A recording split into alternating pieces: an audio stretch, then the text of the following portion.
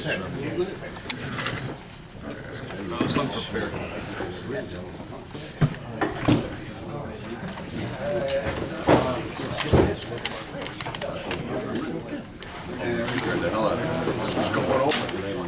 That's perfect. Thank you.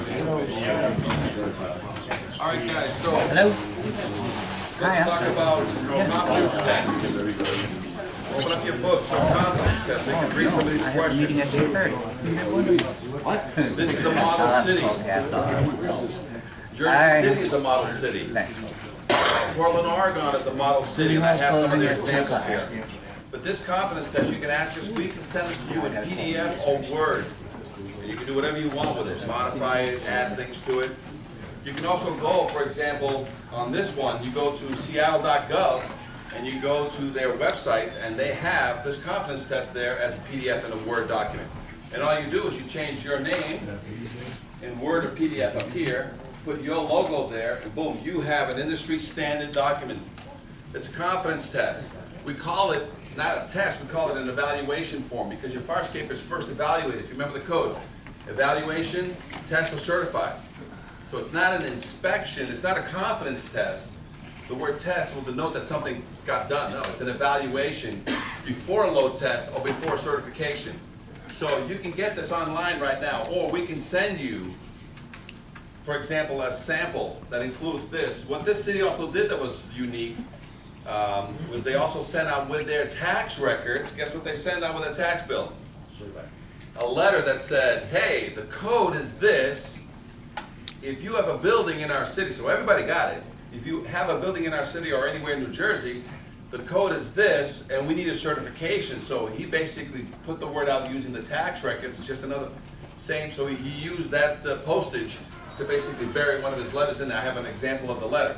So just some examples of ways to trigger the fire escape examination process. So if you look at this and you read some of the question, is this an opinion letter? Is an opinion letter with yes, can it be considered an opinion letter with yes, no question? Sometimes. They can put a disclaimer still at the end, but when you ask yes, no, did you walk the whole job? Is there no rust in any of the connections? Have you verified the connections into the wall? Did you load test this thing? When you start reading the questions, that's what it's going to ask. It's going to make a lot of design professionals nervous. Why? Because they used to go to the top. Drive-bys. Roll down the windows, not like this, there's power. Collect the check, look at the fire escape and say what? Good. To the best of my information and knowledge, I believe the fire escape structure sound has been kept painted, and hand that to the owner who gives him a $500 check. So he gives it to who? To you, and you put it in a folder and you say what? Next, right? So these yes, no questions. So we can send you these, or you can go online. So the one that has this exact one is Seattle.gov, okay?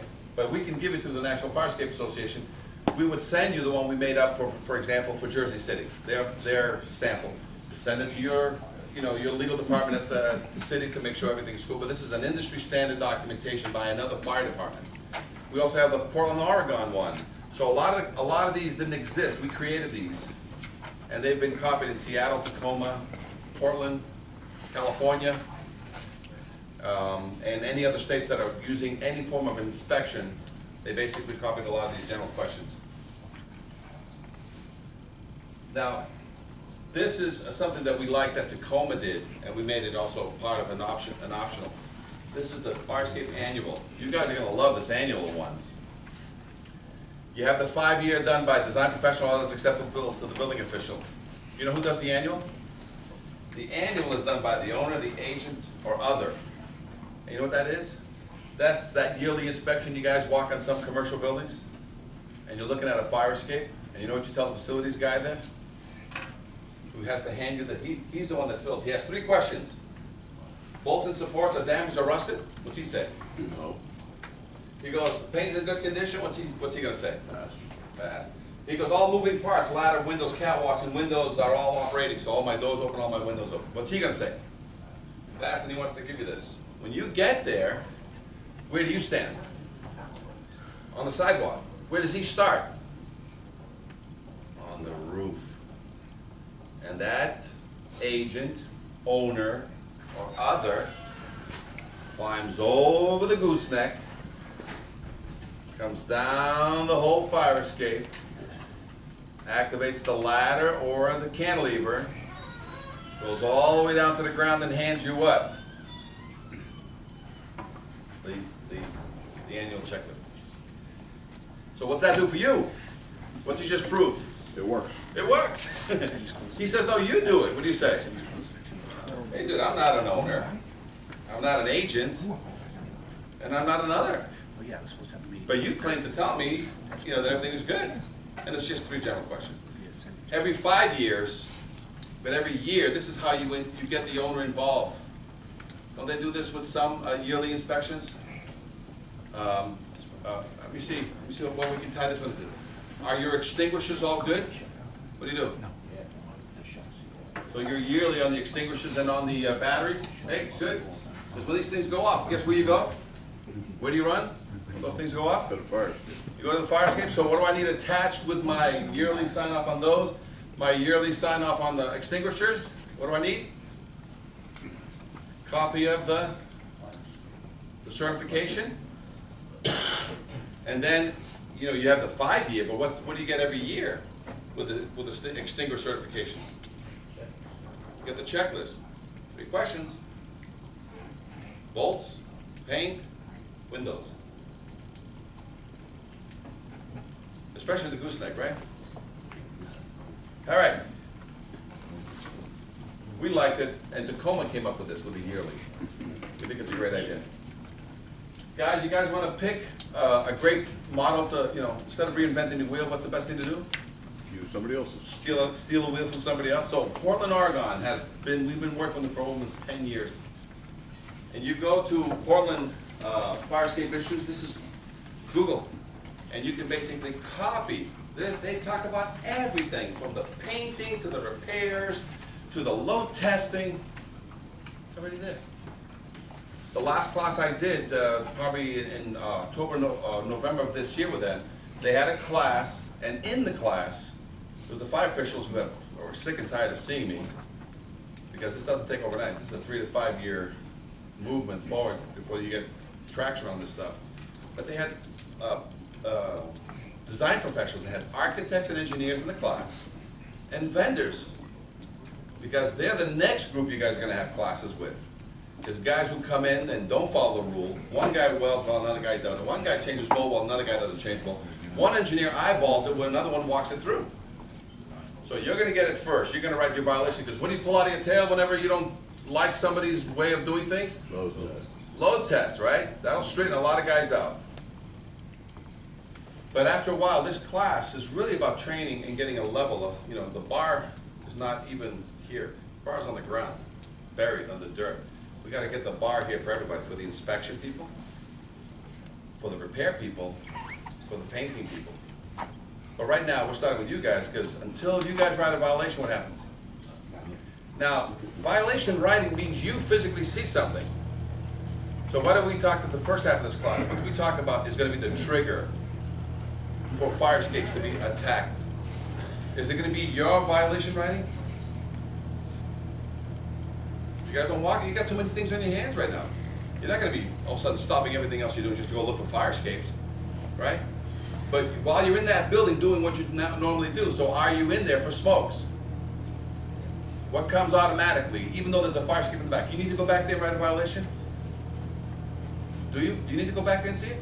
If you've got a smoke, you're there to, write up a smoke detector occupancy. Do you need to see the fire escape? Or is he supposed to give you what? What's he supposed to give you? If there isn't one, do you still need to go back there and see whether it's good or bad? Do you care? You don't have to go back there, because you're writing a violation. If he doesn't give you a copy which says he has taken care of it, that means he hasn't taken care of it. So what are you going to see back there that you haven't seen already? Same violation. It's a bad fire escape. So do you have to write a violation, or you just is this a violation or a request for certification? If you want to call it a violation, go ahead. But otherwise, if at the front door and you're doing the smokes and you're going to let them occupy because of the smoke, he goes, oh, my fire escape's in the back, you want to take a look at it. Do you want to be responsible for whether or not that fire escape is certifiable or not? Because what are you asking for?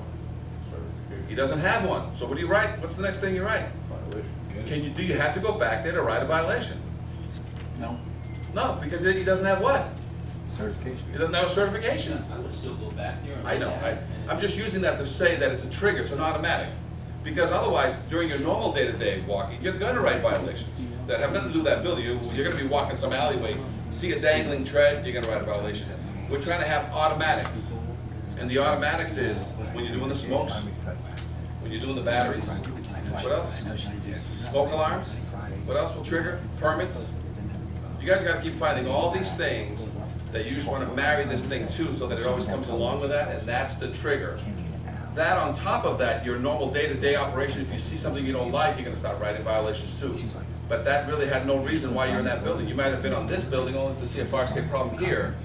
You would have never gotten to that, but if that building pulls a permit, that building does anything in its future, or goes through any cycle of, whether it's rental cycle or sprinkler cycle, it's gonna get picked up anyway. So in a matter of 2 to 3 years, what are you gonna have in the city? Most buildings are gonna get covered by something tripped it.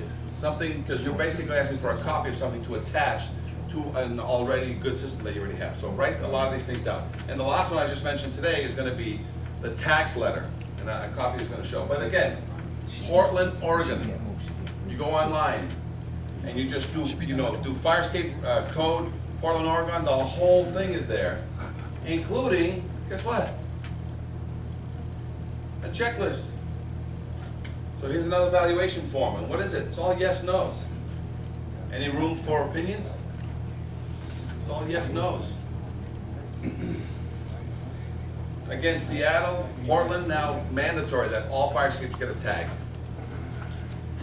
This was done with the state, the help of the state of Massachusetts. They, one of the state inspectors, helped me write, or explain to me how to write a generic departmental procedures and guidelines. You guys have that in all departments. Building departments and fire departments have what's called departmental procedures and guidelines, which is basically their in-house interpretation of what that code really means to you in that city. So that's all we did here. So we can send you this, and you can eliminate all this and put your city's information up here. You can eliminate this and put your code down here, or we can do it for you. Yes? The tag that physically goes on the fire escape, is that a metal tag or paper tag? Plastic. It first starts with plastic, and you handwrite, because it's either a red or a yellow. When it goes to white, in Seattle, they want it done on 1/8 vinyl. So it's like only printing companies can really make those up, but it's a hard tag. In some cities, you guys have a tag machine that makes it for certain pumps and stuff, so you guys can actually have the tags made up any way you want, but the norm is for Seattle, they want 11 by 17. I'm going to show you what a tag looks like. Or you can have an 8.5 by 11, 7 to 10 feet off the ground, permanently attached to the fire escape. And basically you can read who inspected it and when's the next inspection date. Reflective? Well, it's white, so if, At nighttime, is it reflective? they don't ask for it to be reflective, but when you get there, it's 7 to 10 feet permanently attached to the fire escape. I'll show you what one looks like. So this is not something that the fire escape company supplies, this is something that the fire... No, the fire escape companies do supply. They have a standard tag at Staples, for example, and the fire escape company would then call, the design professional would then, saying it's certified, they would call them and just make up another tag. I'll show you what one looks like. This is what they look like in Seattle. So there's a red one, and these are about 11 tall, 17 long. It just hangs from the stair. Well, let me show you what it looks like. That's what it looks like. That's a Seattle tag. This is an 8.5 by 11. It's a white tag. It has who inspected it, and it has the next due date. Clearly red, from 7 to 10 feet off the ground. You attach it to the fire escape, or you permanently attach it to the building. So now this is the law in Seattle. This is the law in Portland. So you want to, through your local council, you can basically say, we want all fire escape. Now this is where the best part of it comes in. Over the next 3 to 5 years, we're going to examine fire escapes, or we're just going to tag them. What's the program that you're starting right now? Are you starting an inspection program or a tagging program? Oh, a tagging program. We're just tagging fire escapes in whatever condition they are. When are they going to fix them?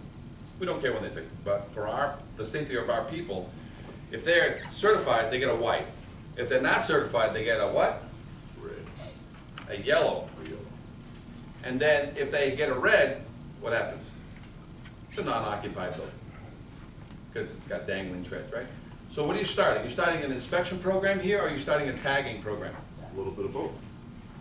Call it a tagging program, because then, otherwise you're gonna get a lot of blowback. You know what I'm saying? With an inspection program, you're basically, this is a tagging pro, you want all fire escapes tagged in whatever current condition they are right now.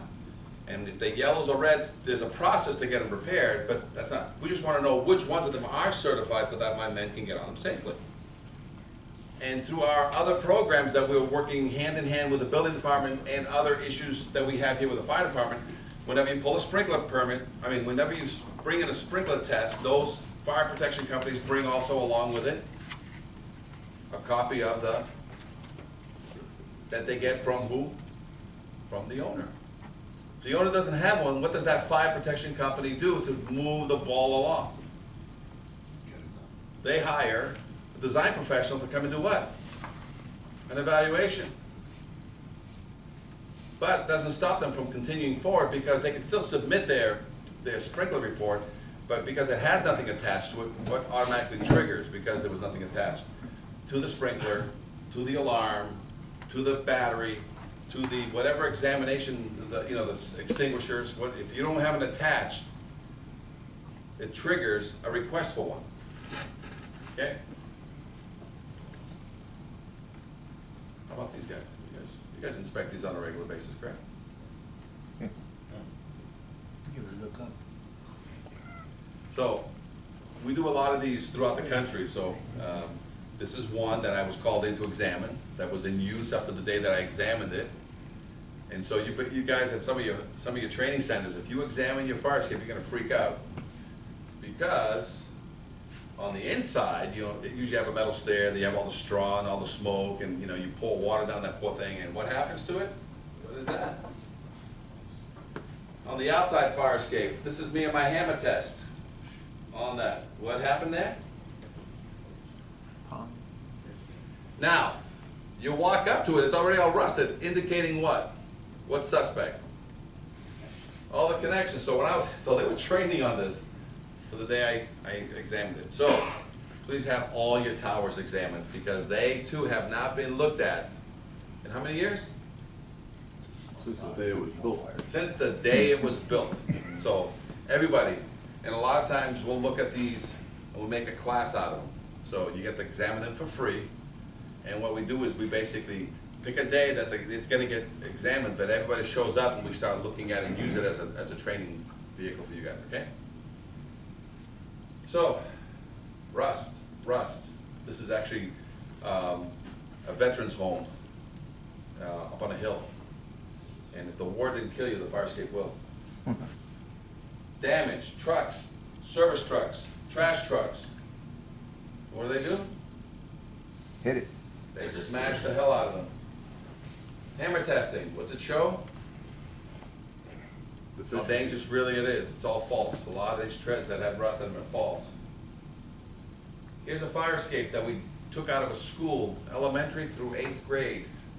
It was in use till the day we took it out during the Christmas holiday. What I did is I kept it because it was buried into the asphalt. And I have a picture of it before and after. And I kept it, and I would have brought it here today, but I couldn't get it to fit in through my side door. But I usually bring it, in a lot of my classes, I bring the rusty, we call them rusty. And you're gonna see just how thick everything is. So what I did is I took it and I cut it down to make it smaller, so we can make it transportable, and we use it as a showpiece in a lot of our classes. And then we did everything wrong to it. We welded it back together. We did everything that everybody does normally to show you just what the wrong things are to do. So a lot of guys on fire escapes, but because the EPA doesn't let, would put a clip on top of the tread, weld it up there, and then tack weld onto all the grating. You've seen many of those. Can't be done anymore. No welding on fire escapes. From underneath, a lot of times when you get a lot of rust here, what they do is they weld the nose. Just weld the nose. Leave the rust in there, weld the nose. That's what a square head bolt looks like. Why? Because nobody knows what the right way to do it is anyway. So welding becomes the fix-it. No welding on a fire escape because it has lead. 98% of all fire escapes in the United States are bolted. How do you fix a fire escape? With a weld or a bolt? With a bolt. You go anywhere and you have a weld, what do you want? To prove, what assurance do you get? X-ray. X-ray or load test. So what's cheaper? If I have a weld anywhere, pop a bolt. Keep your weld. If the weld is in good condition, pop a bolt. Do I need to X-ray or load test that weld? What's cheaper, X-ray load testing or a 25-cent bolt? Got it? So it's not that welding's no good, it's that it has to be X-ray or load tested every 5 years mandatory. As soon as you bolt it, how long before you load test it again? That weld with a bolt now. 25 years. So this is common. This is what the thing looked like when we cut it down with all the lead on it and everything. So we use it as a showpiece. And this is what it looked like before. So kindergarten kids came to this fed the recess yard. Kindergarten kids and teachers every day. You know who made me change this up? The custodian. Not the fire official who's been looking at this thing for the past 25 years. Not the building official who walked the same fire escape for 25 years. Not the principal of the place. The custodian said, dude, you gotta change this. This is gonna hurt or kill somebody. And we did. So it comes out, that door goes to the right. Comes out, goes to the right along the wall. No longer goes into the kids. Plenty of lead, so you can, in case you don't have enough lead that day, all the little kids can get a little bit, a chip at a time. Okay? So, you walk up to a fire escape, it's fully rusted. How long has it been rusting? 25 years. It started where? Outside, and now it's eating the connections, or it started in the connections and now it's eating the rest of its paint? And the connections. You guys, when you look at fire escapes from the sidewalk or from a window, do you get on it anymore? And if you are going to get on and you want to prove a point, you bring your 3-pound hammer and you do what? For your own safety and protection? Ping pong test. A ping pong test, and you do this.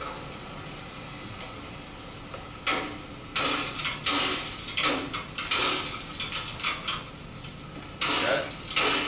Okay, I think that's it. Some people say, hey, that's the hammer doing that. I'll give you a tread with 2 3/8 bolts. I'll give you that hammer. And I said, shear those bolts for me. You'll destroy the tread before you shear those bolts. Okay, so this is not, oh, it's the guy. It's not. Have to use certain bolts, stainless, galvanized? No. As a matter of fact, that's a very good question. Everybody thinks, oh, if you use a better bolt, what destroys a bolt is that when they were first put together, they were like this. Rust, a 16th growth, an 8th growth, a quarter inch of rust does this to the 2 members of steel. The shaft that was between the two now gets pulled apart. So whether you have a regular bolt, a stainless bolt, a gold bolt, a titanium bolt, and you exert what's called rust jacking or ice jacking, does it matter what kind of steel you're using?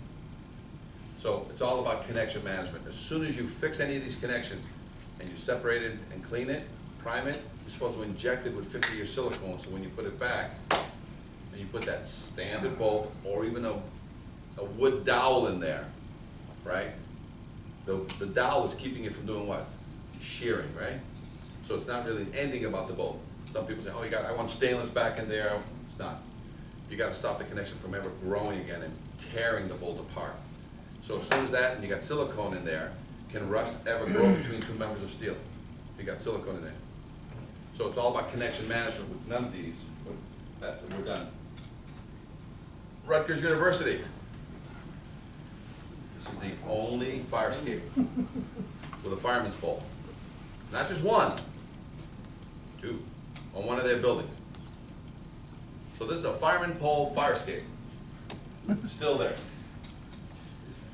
Be great if this was a fraternity, because that's the, okay, anybody ever see a slidescape? No? Elizabeth, New Jersey has the only slidescape, to my knowledge, 12-story, in the center of town. I have a picture of it here to show you guys. A slidescape, you jump in, you corkscrew all the way down on a 1905 building, Elizabeth, New Jersey. So you guys remember this, right? Mm-hmm. And this was the Bridgeport, right? One of the keys. This is an 8-year-old girl. How many of you have taught your 8-year-old daughter how to climb down a fire escape ladder? When it's working. Imagine trying to teach her when it's not working. And then she's 12 feet off the ground, and the fireman below telling her to do what? Jump. And she's gonna do what? Hold on. But right now, firefighters are taking down the You guys ladders and remember the rolling up story? hoses. But earlier in the 50 night, when they people pulled were up, on the there fire were escape. flames coming out of the side of the building. Firefighters say it's Got one it? of the scarier moments. because Our you walk through a situation building happened in and 2000 you see in children 1973. and mothers hanging off the side A of the second fire later, escape, he grabbed the smoke ladder. showing around. Saved himself, but he couldn't grab. The girl, the woman tried to grab, and the little girl, and they all fell, but the woman died. The Philadelphia collapse happened why? The bolts rotted out. How it was tied into the building, rotted out. Those bolts into the building can hold 100 pounds per square foot.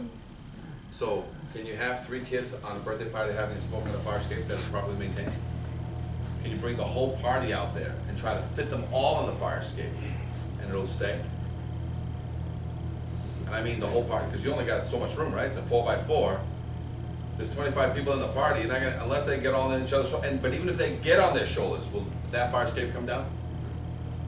A properly maintained fire escape will never come down, because you can't load it with more than it was designed for, because it's physically impossible.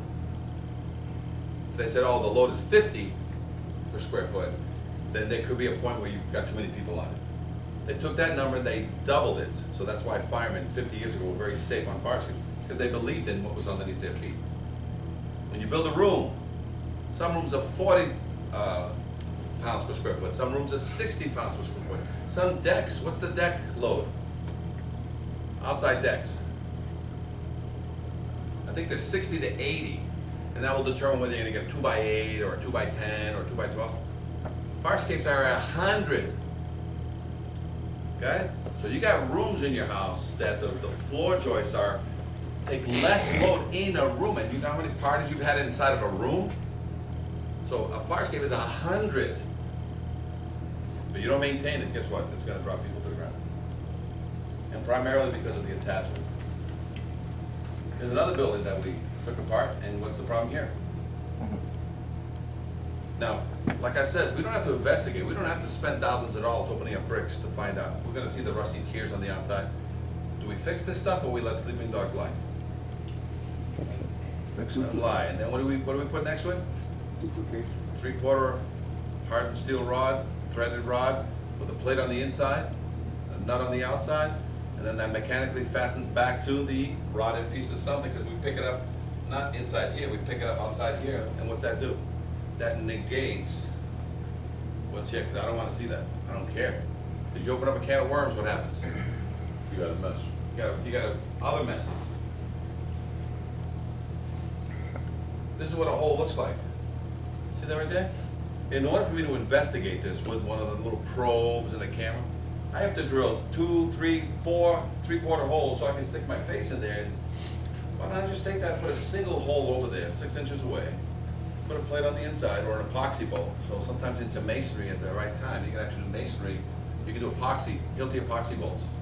So you don't have to go through and damage the inside. So it's Hiltis and or through the plate.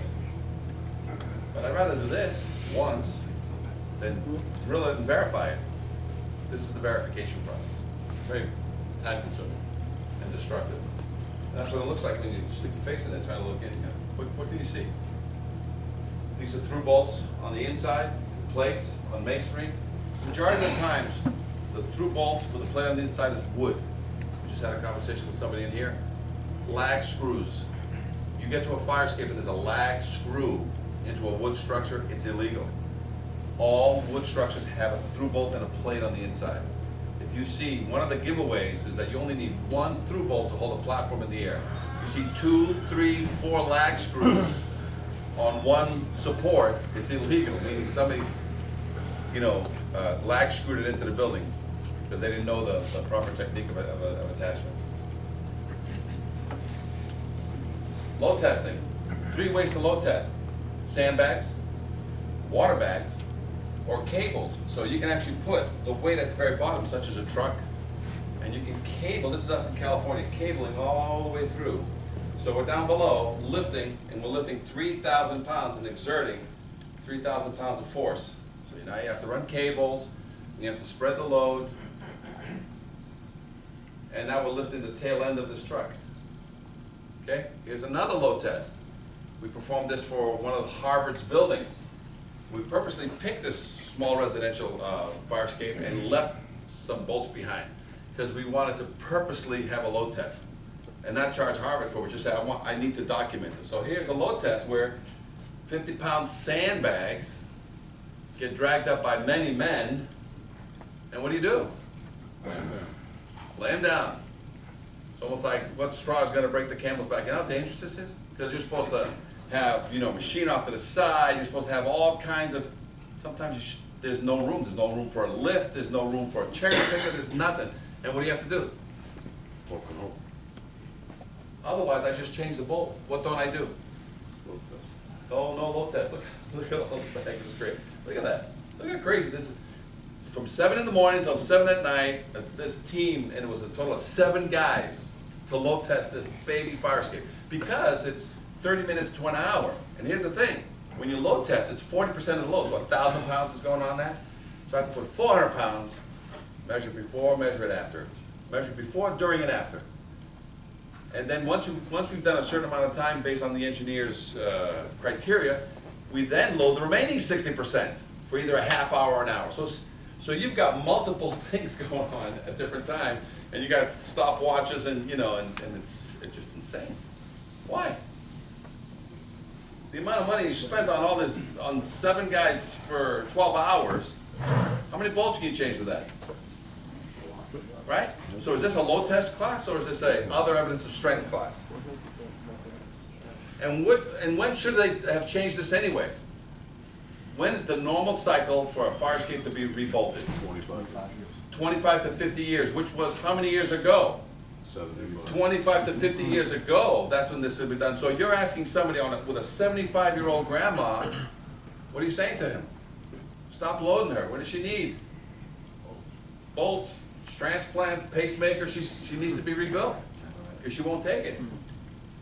So now we're loading onto a stair, and we're doing a concentrated load of every other tread, 200 pounds. So Hey, we Tom, cascade down. you want to note that the staircase is starting what time? See? Start times, off times, 30% load, 100% load. Just keep doing it. It's a pain. But we recorded it because some people want to say, what's a load test? That's a load test. Can it be done? Yeah.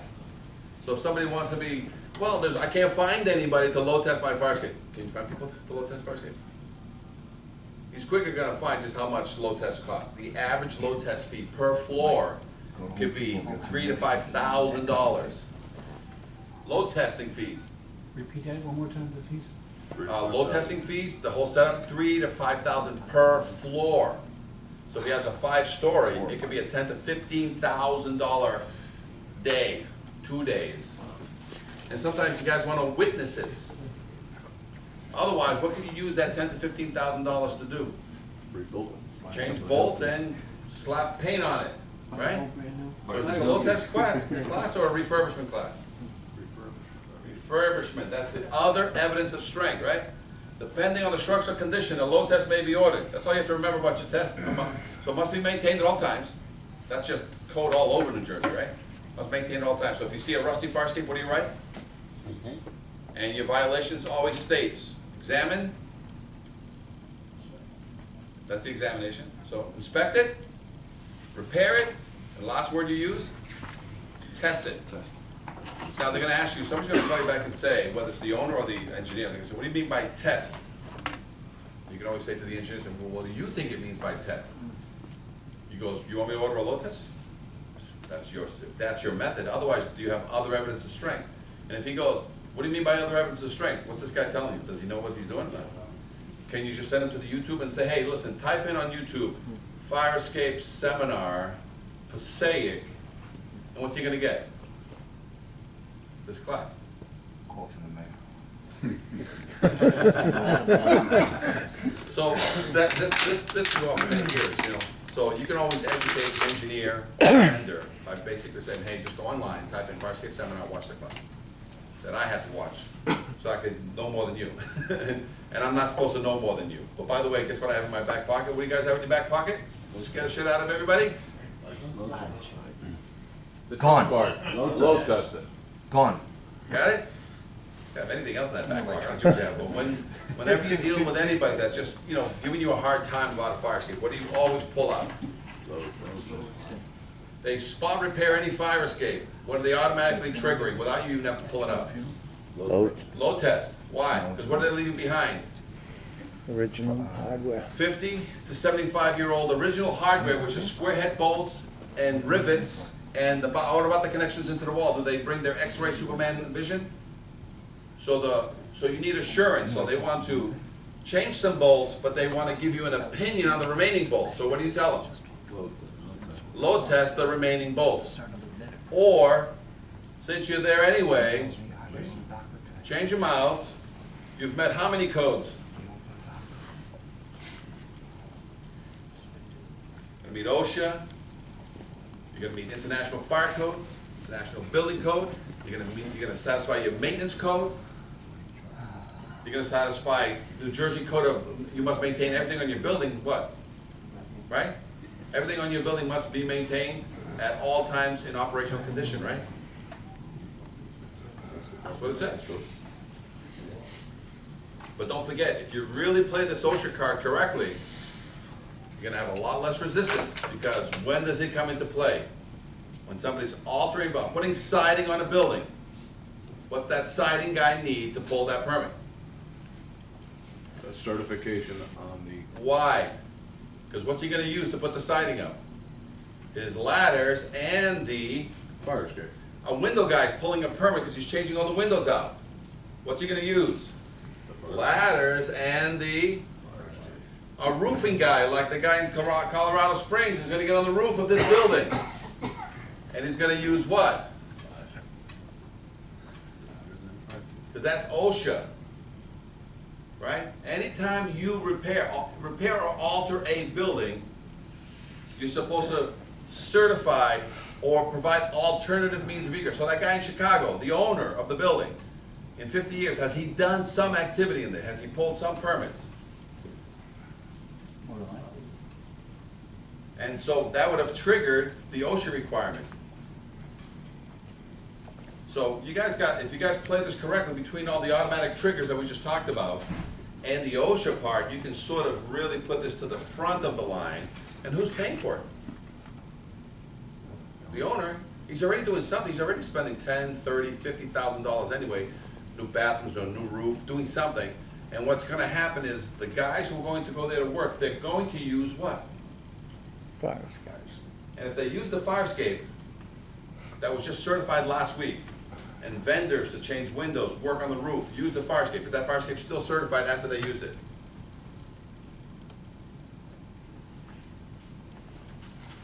They used it. Do you know what they did to it? So after they use it, what must be done to it? Must be certified, recertified at the cost of who now? The owner. The vendor. Oh, the vendor. Because he used it. Because as soon as you set up a fire escape and you set up all the locks and you set it up, so as soon as I get this sprinkler system all set up and I'm the fire protection company, somebody else comes in and says, hey, we need a garden hose in here. I got this trick where I take one of the heads off and I connect the garden hose and I wash this place down and I put the head back on. What have I just done? I've altered it, and that needs to be what? So any vendor that uses a fire escape, okay, and we went through this, any vendor that uses the fire escape does what to the certification? Alters it. So can he use the fire escape? Yes. Knowing that he's altering it, not altering it, knowing that he has to recertify it at the end of its use? Yes. It's when they use it and then they don't recertify it because they either overload it with bricks or they do stuff to it. What happens? Does that happen once? Share that case with you. This is the fireman case. The fireman basically fell through the tree treads right there. Fell down. I backed up and got a woman. He was going all the way up to basically, smash that window and ventilate the, I guess you guys call it ventilating, right? And he fell through, went back up, saved the woman. By the time he came back, he had ruptured some discs. 27 years old, he was out. The case here, 2 years later, when we went back to examine this fire escape, 2 years later, they finally brought me in. When we examined the fire escape, and I have some pictures here, it was still in a state of collapse. But you know what wasn't collapsing? Those 3 treads. They weren't. Fine. So, but the case here was, he was basically crippled, but this was a work-related accident. And what kind of money are you getting on that?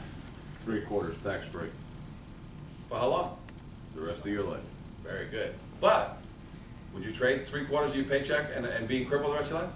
He sued the owner directly for negligence and won, because he claimed, he proved in the case that the willingly or unwillingly, that this condition had existed for over 25+ years, and that his neglect caused his injury. So if you have guys and people that you know have gotten injured on a fire escape, is that a work-related injury, or is that somebody that left a hand grenade behind with the pin already pulled out of it? So pass that along to anybody you know that's been hurt on a fire escape, injured or died on a fire escape. It's negligence, and they won. So as soon as we went back there and we examined the fire escape, and we had lawyers with us and other fire officials with us on the day we went back to it, 2 years plus after the case, here's what we found. This is the case study where the metallurgist and I proved that fire escapes, basically, when you start a fire escape brand new, it's 2 pieces of 20-foot piece of metal cut into pieces, you make treads, railings, and all. When you put the pieces together, does anybody prime or paint in between? So when all these pieces get welded or bolted back in together, it's 2 raw pieces. So where's going to be your first failure? Between the connection. You ever sweat a pipe and you put anything on a copper pipe? Doesn't it look like it's wet and all of a sudden it's drying out? When you do that to steel, it's the same thing. So where's moisture in a piece of steel? In the steel. In the steel. So as long as you cover it with paint, guess what doesn't get in there? What's rust need to grow? Air, Water. water. So it's already got the water. It needs air. So why do you paint it? So the air doesn't get in there. But in the summer, when it heats up, it does this. And in winter, when it cools, it does this. What's it do to that paint that you put there? It rips it. What's it allowed to do? Let the air enjoy the moisture to create rust. So that's what happened in the first years. If you don't scrape that away and paint that, which nobody does, you get into the second. You've allowed it, and now you got a 1/16 and an 1/8 of rust in there. That's in the first 10, 20 years. You don't control that, what happens? And a lot of guys will paint right over the rust, what happens? Failure. So now, the 3rd year, or in the 25th to 50th year, what do you got? 1/4 inch of rust on a rivet. Rivets are very small. And as soon as the rust jacking pushes the tread away from the original flat, and it's only got that little bit of a rivet that's only like 3/8 long, what happens as soon as you push the tread far enough away from the rivet? It's this, and finally it's out here with rust holding it. What happens when you step on it? So if you move it in just 25 years, it still has enough of the rivet for it to run into. As soon as you come out a little bit, so this proves that fire escapes rust from the outside in or the inside out. A rusty fire escape that you're walking down the sidewalk, it's all rusty. You got a maintenance issue, which is what you're going to write the violation. None of the treads are falling, but what do you know is happening on every one of those connections? They're all suspect. To what degree? Do you need to go investigate that? Third party. And then when you step on it, being a fireman, going up or going down like this fireman did, he fell through 3 of these.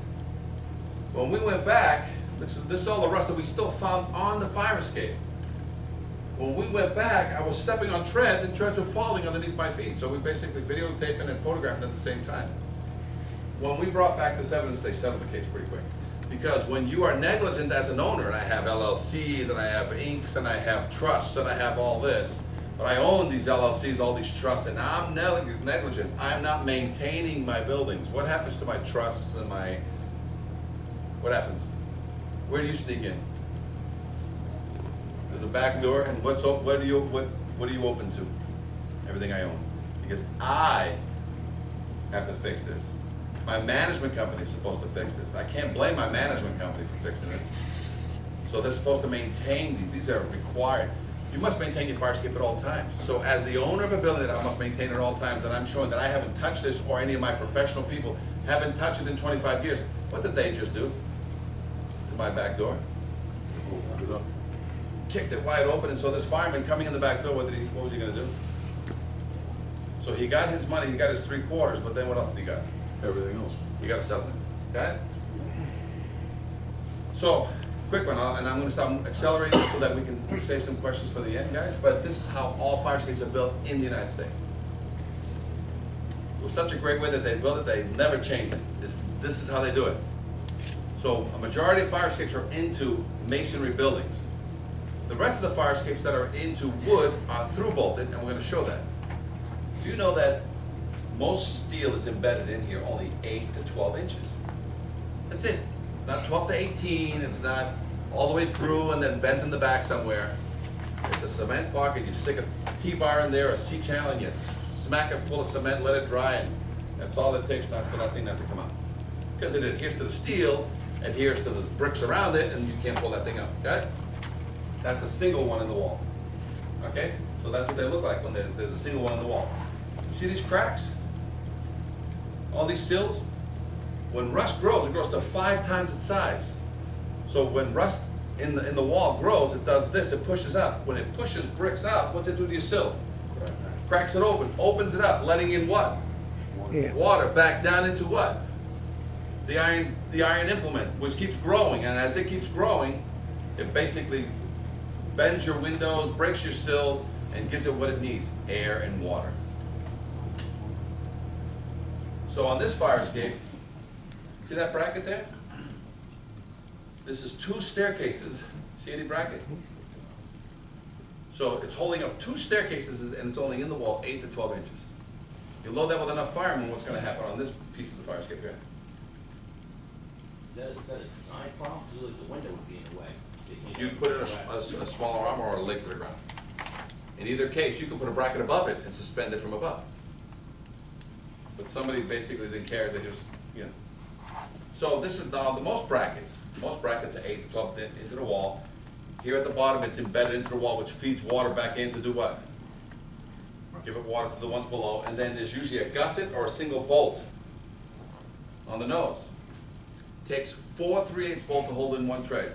What should be the size of your bracket? At least 1/2 inch, at least 5/8 of a single. So 3/8 bolts hold treads, 1/2 inch bolts for gussets, single 5/8 bolts usually for, so it just keeps bumping up in size, in diameter size, okay? And this is the water that gets fed into the building. It'll spall your brick, blast it out. Through bolts into a brick building, sometimes they even have these little donuts instead of a big plate, so you gotta watch those. It'll crush, if it's too small, it'll crush the brick. So much water on these that you can actually grow moss and ferns. Rust jacking, starts tearing fire escapes apart. That's 1 inch of rust on a library for kids. You can grow exotic plants on some of these. The second thing is, if it's not bracketed into the building, it has a leg to the ground sitting on usually on a sonotube. So that's another way that fire escapes are built. That's it. And now you're gonna have the lag screw. But basically, if you have a problem, you can put a fire escape with legs to the ground. That eliminates the issue into the wall if you have to, if you can't fix the wall issue. Most brick isn't designed to hold a load either. And don't forget, this is the veneer. We're going into the masonry block wall in the back, which is either masonry wall or it's gonna be 2 or 3 layers of dirty brick. So fire escapes are tied into the dirty brick. Your beautiful veneer is just that. And here's the damage. So somebody came in and damaged this wall. The veneer is damaged.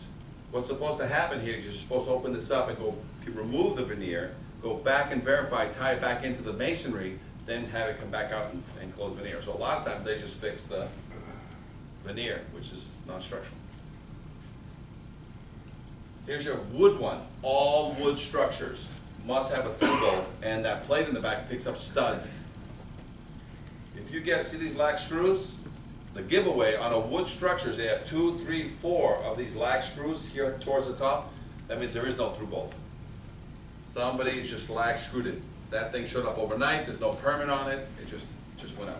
So on the bottom's no good, right? No, that bottom one, this is correct. That bottom just Because it's basically through bolt. placed it, it's holding it there. That's all. And it's compressing here, but it's pulling that way. Got it? So if the plate on the back is not correct, she'll rip right through wood or brick. If it's too, this is very old construction, but that's a donut, a small donut there. Okay? Cantilevers. You're gonna love cantilevers. This is gonna be our story for the cantilever. This is a standard cantilever. This is how they're supposed to work. They're supposed to be single action requiring no special knowledge. You're supposed to release a cantilever, it's supposed to drop by itself, cantilevers or ladders, drop 2 to 3 feet per second, hit the ground and stay down. So let me tell you how it works. It's very simple. I have a woman that's, is in a fire, she brings her kid with her. She's going down the fire escape, and she comes here, and she hits this platform here, she's bringing the child in tow. She's 150, the child is 50. She grabs this cantilever, this release arm that's blocking her way. So what single action requiring no special knowledge? What will she do whether she likes it or not? She walks in. She walks into it, and it moves out of the way. It rotates. This cantilever is perfectly balanced. This nose here weighs 25 pounds more than the weight in the back. So because the nose is heavier, she releases it. She starts coming down these 5 steps. She hits the pivot point. What has the cantilever already done for her? Hits the ground, stays down. She self-evacuates. 1 minute, 10 minutes, or an hour later, you guys show up. What do you have? You have way up. You have a fire to fight, right? And where's the tenant? Self-evacuated. Now, whether you use the fire escape or not, before, during, or after a fire, who cares? It's yours. You can use it or not use it. Is there any tenants in your way? They've all self-evacuated. Let me tell you when it's wrong, and we'll show you some examples. When it's wrong is it doesn't have a release arm. And how many of you see chains back here tied back to the gratings? The chains are because somebody was sick and tired of having these things come down, so they put more weight on the back, threw a chain on it so that the thing didn't do what? And so now for me to activate it, those same woman in a fire, she comes down the stairs with her daughter in tow, no release arm to touch. She hits the pivot, and what does she do when she comes out here? 2 or 3 steps, what happens? Nothing happens. It's weighted backwards. So she goes 3 or 4 more steps and does what? Now she's out in the middle with her daughter. Now what happens? Now it starts coming down. 2 to 3 feet per second or 5 to 10? 5 to 10, she smacks the ground very hard, and what happens to the mom who's 150 pounds? Flies off. Starts flying as soon as, actually before I'll make the story a little bit better. It hits the ground, stays down, she screams, she holds, the daughter screams and holds, and they both hold, and the thing is on the down. But it scared the hell out of her, right? Because she had to stop.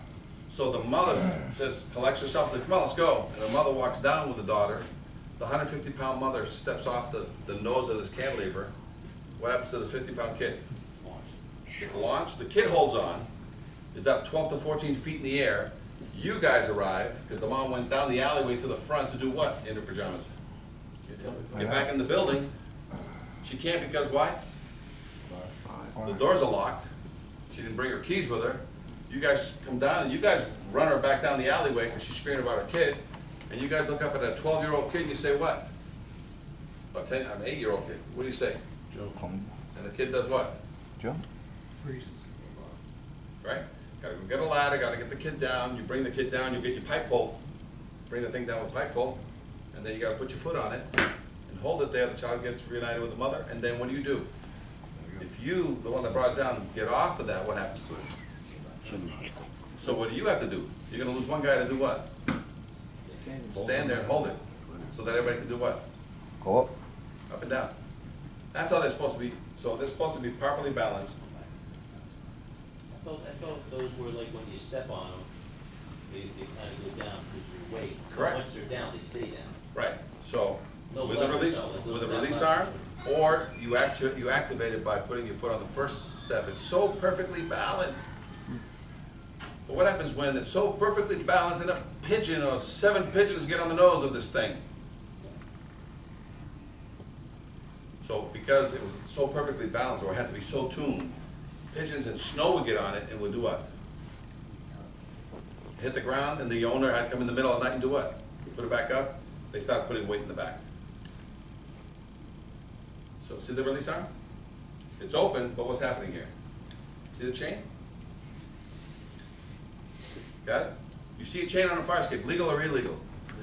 Modified or not modified? Balanced or not balanced? The woman has to step out how many stairs? How many treads before it activates? Almost it Is is. this a life safety concern? Any change on a cantilever, it's a life safety concern. Gets damaged by a truck, life safety concern? Can they get to the ground anymore? Damaged by another truck, life safety concern? Can they get down by themselves? Can they self-evacuate? Life safety concern? State of collapse? Life safety concern? Shut the building down? Can you set up some scaffolding on the other side and use scaffolding temporarily to basically or eliminate this issue? Don't forget, $1,000 per month will get you a lot of stuff. Staircases. This is, you know, the stringers that hold them. So you can have a good set of treads, but a bad stringer. So a lot of things will drop. This is on a 27-story hotel in Chicago. This is me looking up at one of the staircases on a 27-story fire escape.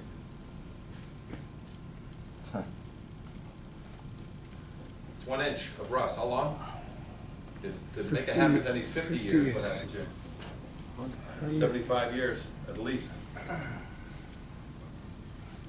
Treads falling from the ping pong test or by themselves, damaged by trucks. You got your ladders, you got your stairs.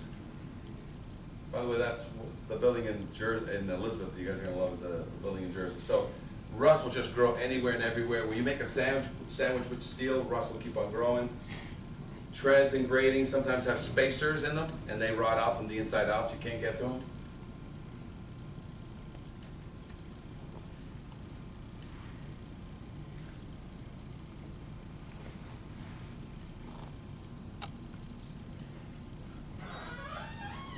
This is schools by the ocean. This is actually a school down here in Jersey, elementary school.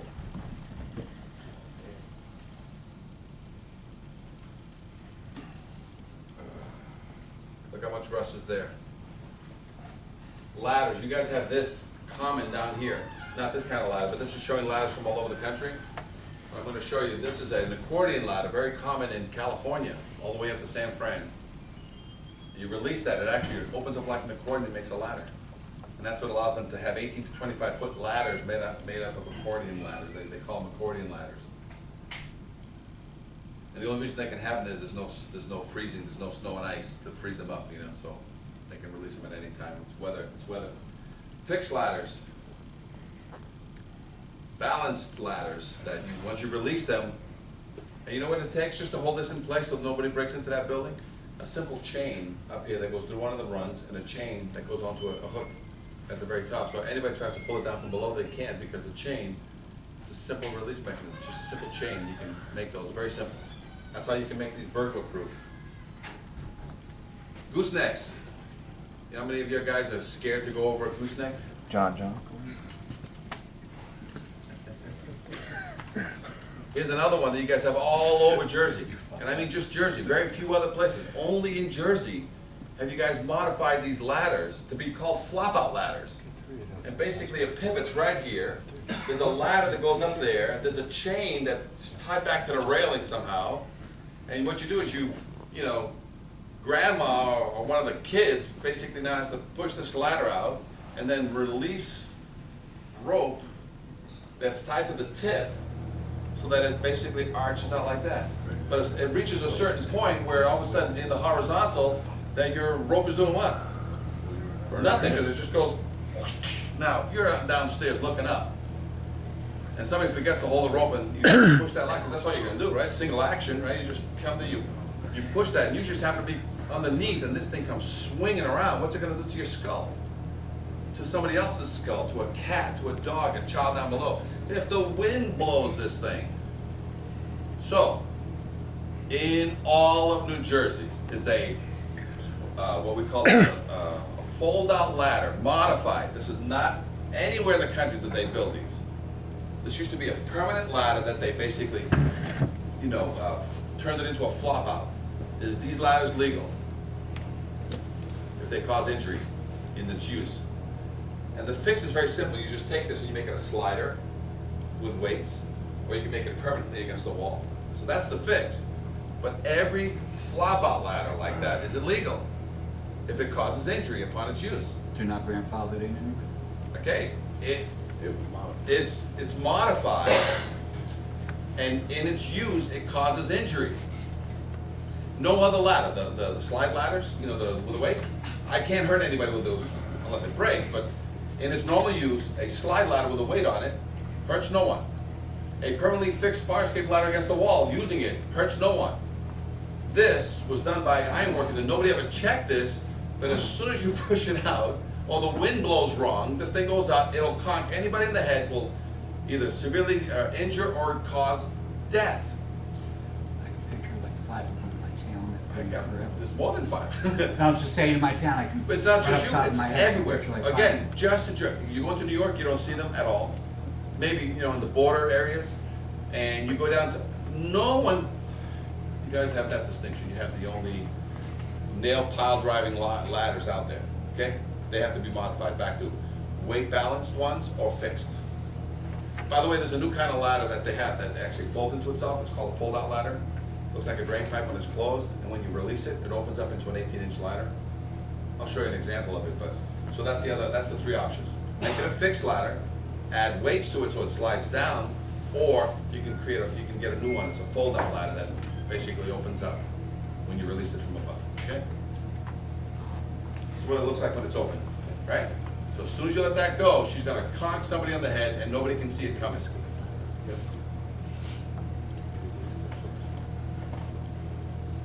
So this is what happens when you have a chain.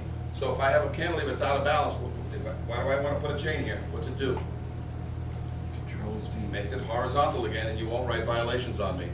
So that's what happens. If you don't have a chain on it, she's gonna go out of balance this way. So that's why you hide it by putting a chain on it, so that nobody, because you'll write violations. If my fire escape looks like this, you're gonna write a violation. But if I put a chain here and I tie it back up there, she looks horizontal, she looks good to you. So that's how the chains are. Anytime there's a chain, and it's a life safety issue when you have chains on them. This is the $1 million fire escape. First of all, let me just show you what, this caused a lawsuit in Chicago that we were involved in. I want to share that with you because it cost $1 million. The guy only won at $27 million, but he got caught defrauding the insurance companies. But it was a restoration company that used this fire escape to do some work, just like that other restoration company in Colorado Springs. So when they use it as part of a working platform, what happens to the certification on this fire escape? That we used it, that was certified a month before this. So this fire escape was fully refurbished, right? And then, but there was an angle here on this angle. Now watch where it comes down. Single action requiring no special knowledge. Now look how violent this is, right? But did it go down and stay down? The restoration company used this to go up and down this alleyway 10 to 15 times a day for 3 months. By the way, this is why fire escapes must be 12 to 14 feet off the ground. Because if they're not balanced and horizontal in the roof, this wasn't staged, this actually happened while we were there.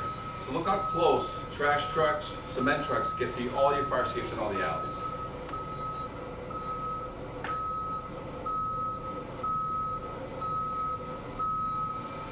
So if we didn't have a release arm on that, holding it exactly horizontal, and it was pitching down ever so slightly because of that 1 foot rule, step on it, that's what catches fire escapes. Now as it keeps coming back into this hotel area, see the chain? You guys see the other chain there? Okay? So the point that I wanted to make on this thing that's gonna happen in Colorado Springs, where a vendor was using it to fix a roof. Can he use that fire escape to fix the roof? He can, but he's got to recertify. Because now he owns that fire escape. Otherwise, what did he have to bring to that site in order to not use the fire escape that was just set up? If it was certified, what's he have to do to get to the roof? More or less. Scaffolding, he can use cherry pickers, to get all the stuff upstairs.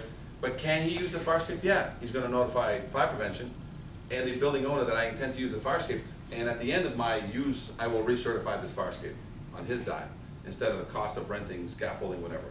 So you can, but who has to be notified? And that's part of the Chicago code, that if you take a fire protection system offline, who do you have to notify? The authority. The authority having jurisdiction, that you're taking something offline so that they can basically either bring more manpower or whatever needs to be done. That guy in Colorado Springs did that?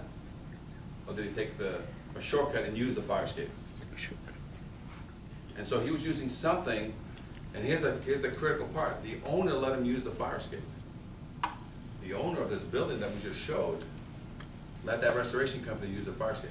To make a long story short, $1 million later, the fire escape didn't fail because every bolt was changed out. Guess what we didn't do? We didn't do the welds because we visually gave an opinion. Because nobody requests load tests. But guess what failed? A weld on that cantilever that was getting whacked 15 times a day and torquing. So what happens when you got a weld and you torque it 15 times a day, and I showed you how violent that is. What happens to those 8, 10, 12, 15 welds? They snap. They snap. All at the same time or one at a time? Probably one at a time. And when two pieces of steel hit each other, do they make a noise? Ring like a bell? But what happens when you're a restoration guy, just a worker, and you hear blankety, clankety, clank, clanks, do you tell somebody that you broke something or something is breaking? What do you do? You walk away. So he kept using and using it. And was it the owner of the company, the restoration company, that got conked in the head, or was it some poor guy feeding his family? Did he have his helmet on? No. No? Was he using how was he getting back on the fire escape after it went horizontal? A wooden ladder? OSHA approved? So when he was basically putting it back up on his return to get back underneath it, the piece finally fell, conked him on the head, blood everywhere. Who got sued? The owner of the building, the management company of the building, the tenant in the building. And Who the else? town. Chicago got pulled in. Who else? The restoration company got pulled in. The inspection company got pulled in. The repair company got pulled in. And then, again, he was asking for like $27 million, claimed that he couldn't walk. So he was asking for $27 million just this year. It's been almost 7 years. Just this year, all the insurance companies got together to put an investigator watching because he couldn't walk and couldn't speak. And now he's playing softball. And he's playing soccer actually in the field and running around and doing all kinds of things. So they basically got him on fraud. But at the same time, I said, why'd you give him $1 million for this fraud? He goes, because he still got conked in the head. So with that being said, what changed in our philosophy? Did we stop changing bolts a certain way? No, we kept changing bolts. Did we stop load testing? Well, nobody's ever load tested. Anybody here have ever witnessed a load test ever in their entire life in here of a fire escape? Okay, so load test is not a norm. So again, the full refurb is still the norm. But what do we do with every weld? What do you want on every weld you get to? You guys got a few fire escapes, 3 to 5% of your fire escapes are welded. What do you want on any fire escape that's fully welded or parts of it are welded? What do you want? Bolts. X-ray or load test, or give me other evidence of strength, which is and the engineer's gonna tell you, oh my God, that weld is great. It looks like it was done by, I got the weld certs here, and say, that's great. This weld, this $1 million weld, did it rot from the outside in or inside out? Inside out, because when we got there, guess what? We had a nice bead of all those welds, no rust jacking, nothing. You know what it did? When they put the two raw pieces of steel together 50 years ago and welded it, the rust started eating it from the inside out. And when we finally got to look at the welds, the outside was good, but half the weld was eaten. And all it took was some of those hits and some of that torquing to do what? Snap it and drop it on whose head? The $1 million guy. Soccer play. Soccer player. The soccer player. So, guys, it's gonna take 3 to 5 years. Classes that we've done, Seattle to San Diego, Chicago to Texas, Maine to Florida. Who've done these classes? Including Philadelphia. Right? Washington DC, I asked the same question, how many have written a violation?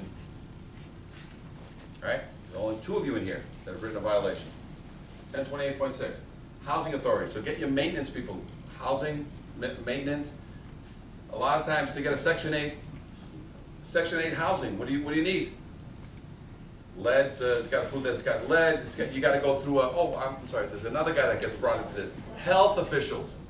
Your health code official, what's he need in order to allow an apartment to be used? He needs a copy of because he gets a copy of what else in order to allow that? He gets a de-lead cert, he gets a smoke detector, right, copy. So he has a list. What doesn't he have on his list? The fire escape. A fire escape. So here's all these other people that you guys need to bring in, because they have these checklists of things that they're supposed to have in order for this place to be occupied. Just add a copy of the fire escape cert to all of those people's lists, and then you, in your normal walk-arounds, what do you find? All the other stuff that is not on a current list at the time, because you may have somebody sitting in a building for 30 years, never gone through a change of use, never gone through anything, never pulled a permit in a long, long while.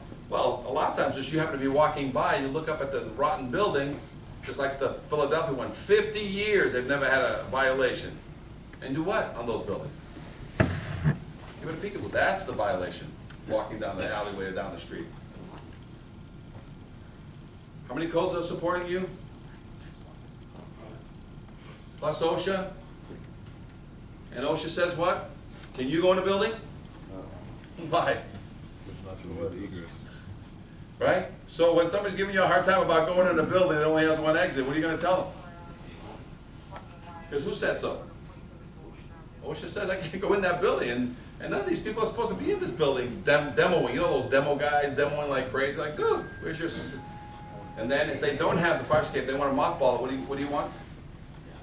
Alternate, and it's right in the code. 1910.37 is your code, guys. It's been there for 1,000,000 years. Confidence tests? They're all just checklists now. No more opinions.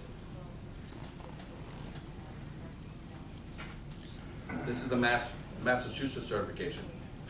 Some cities have taken it upon themselves, but the state one, you know what it says? It doesn't even have this checklist. I put that in myself. To the best of my information, knowledge, and belief, the fire escape is in conformity with the Mass Building Code. That's all you have to sign. And it says right there, licensed, registered registered professional engineer, or others acceptable to the building official or fire escape installer. We're at the end, guys. Confidence test, they already exist. You want a copy from us? We'll send you Jersey cities, for example, they're a model city. You bring it to your legal department, have them check it out, see if you can use it. Otherwise, this is just an industry standard document that exists. So anybody sending you a letter from an engineering firm, say, listen, can you put this on an industry standard form? He goes, well, where's that? Dude, go to seattle.gov and they have some confidence tests there. Otherwise, you can get this in PDF or Word, and you modify it your own self. We can do it for you, we charge you nothing, or we'll send you that and you just, at your own place, do it there. And again, throw it through your legal department, or ask Jersey City what they've done for the legal department if any of these questions are offensive or break the law. The yearly, this is that letter that Lowell did. Threw it in with their tax records. They asked for taxes how often? Every year. 4 times a year. All right, so see, this is just saying, hi, the city, you know, we have the highest regard, here's the code.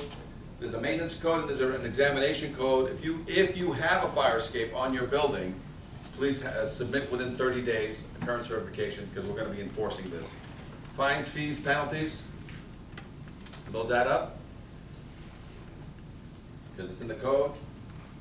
The great one to copy, go to Oregon, portlandoregon.org, or to the website. This is online. Copy this system, or read it and use some of it. Now the confidence test is just a checklist. Tags. Are we inspecting fire escapes or starting a tagging program? Tagging program. To do what? To identify what? The fire escape for the fire. For the fireman's safety, which ones are good and which ones are not. We just want to get them what color? Who puts the white ones up? Third party inspection, right? Puts the white ones up. Who puts up the yellows and reds? You guys do, or a third party inspector will put up a yellow and a red. A yellow means it needs what? General repair and maintenance. A red one means what? Unsafe. Life safety issue, which means what to the building? Empty. So during this tagging program, what are you going to identify right off the bat and play with all right off the bat? Red ones. They're all gonna be red. Not all. There are I would say in 10, that 50 to 75 of them are gonna be yellows, 25 are gonna be reds, and in that, 1 to 5% are gonna be whites, okay? But the majority of them will be yellows. And so you can have these tags in your office laminated already, and you guys during normal inspections, you look at a fire escape from the ground, and you're looking up at it, and it's got no dangling treads, nothing that you can obviously see. What color do you put on it if you just wanna zip tie a tag to it and that says what? What's it say on it? It says call me, usually on the, do not remove this note by order of the fire official, and it says call me. What's the first thing they gotta do? Call the fire official. To do what? Say, why'd you put a tag on my fire escape? Because it's full of rust. I need an examination as soon as you can. I'll give you 30 days. So it's a tagging program. You guys, with the other guys, they do pre-plans. It's an extra set of eyes. With Elizabeth, we did that. Elizabeth used 400 guys. We taught 400 line guys how to be, during their pre-plans, how to identify where all these fire escapes are hidden during their pre-plans. That's the collapsing of the fire escape. Can still save himself. We're at the end now. Let me show you.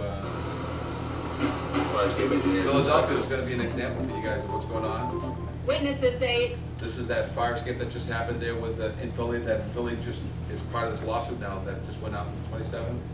Testing, NFPA. You guys ready? I'll rapid fire, we're at the end, right? Is this an external means of egress? Actually, the correct terminology, is this an external stair, steel or wooden stair? And does it need to be examined on the 10/28.6? Okay, so this needs examination. How about parking garages? They need examination, the ones that are external? And how about the ones that are open with metal staircase inside these open holes? So parking garages have a lot of steel stairs inside mixed in with a concrete. Examination. How about these waiting balconies, external steel or wooden stairs, balconies, bridges, waiting balconies, they need to be examined? If people or firemen are gonna get on them and save? Parking garages, apartment complexes, motels with those outside platforms and metal stairs and wood stairs to the second floor. Those external steel or wooden stairs, they need examination every 5 years. The rear porches on some of these tenements, the people have bicycles and tin cans and stuff. Is this a second means of egress? All exterior steel or wooden stairs. The fire escape only steel, or can it be wood? Have people also mix cement in there, cement pan stairs into a lot of their structures. Decks. Are decks a second means of egress? You have some fire escapes that actually start out as a deck to a stair to the ground. Is the deck and the fire escape need to be examined? Fire escapes is just the tip of the iceberg. So all external steel wooden stairs. Catwalks, they need to be looked at. Decks, catwalks. One more.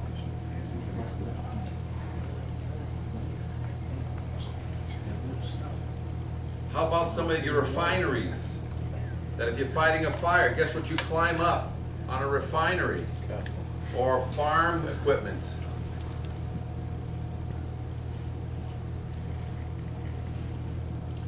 Signage. Climb up a ladder on a signage. You step on a platform on signage.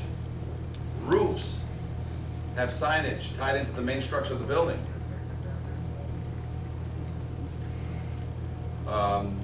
Just show one back. Pedestrian walkways. Some of these are owned by the individual hotel, by the individual hospital, school. State. Some of them are state, but a Good lot, luck yeah, with that well, the one. state, you go on example, the state, well, the state has its own inspection policy, but the privately owned bridges and skywalks have to be examined. Ladders, ladders, ladders. All of these need to be examined. Spiral staircases, examined.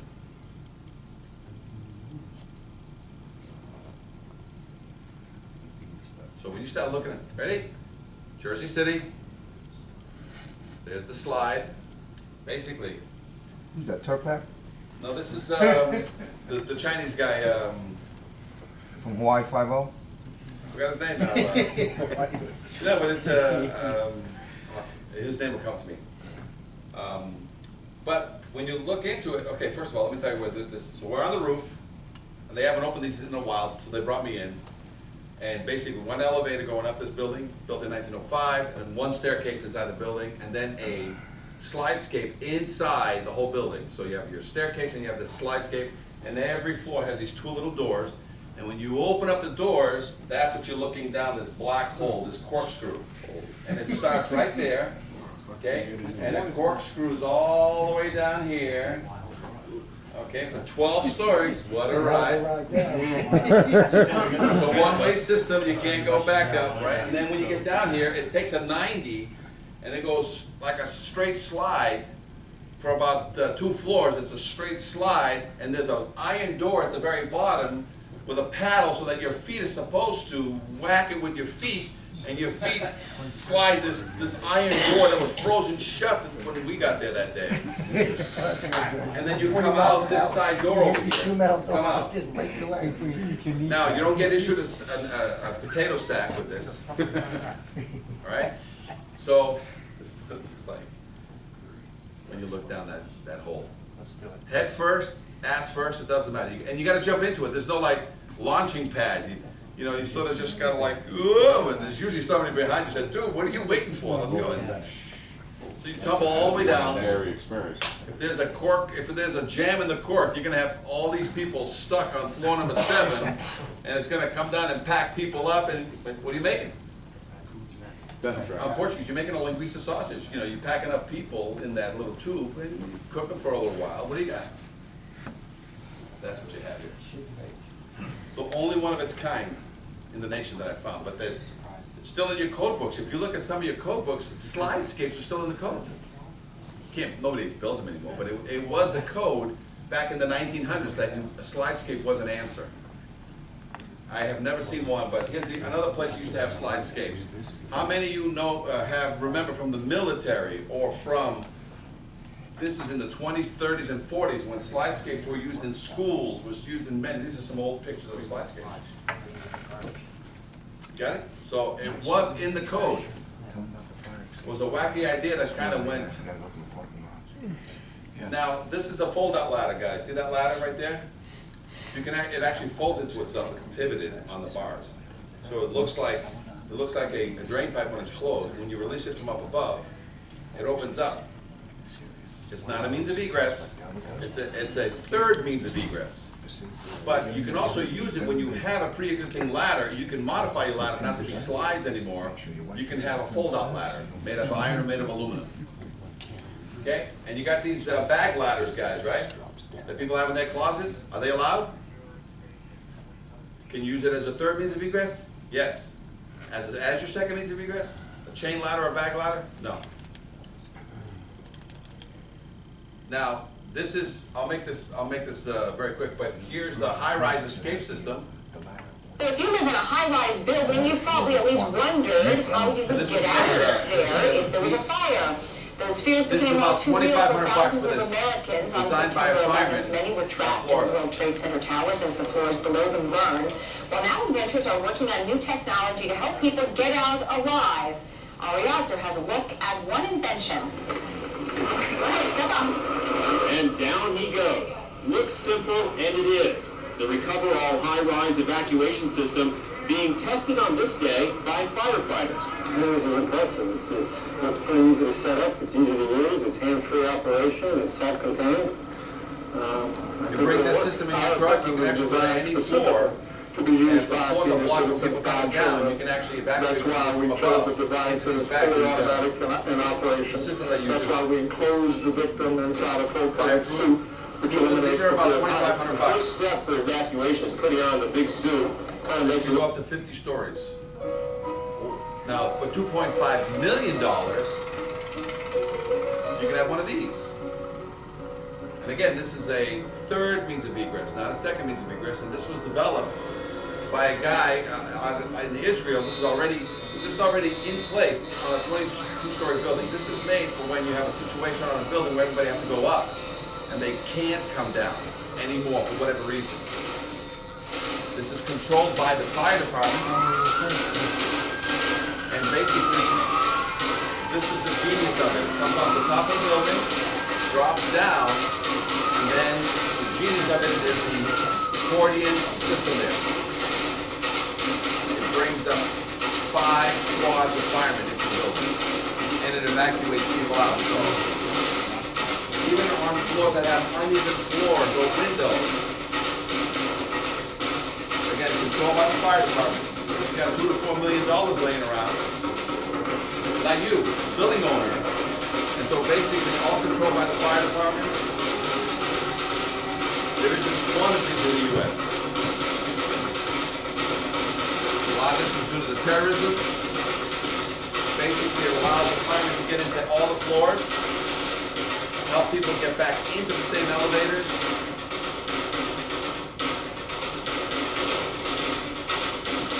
Fill all the floors, filling multiple floors at the same time.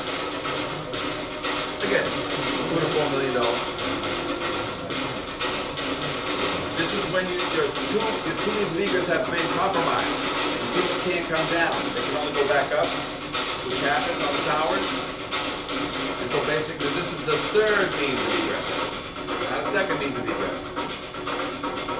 So you're evacuating everybody. There isn't one of these in the U.S., but it's been approved. Okay?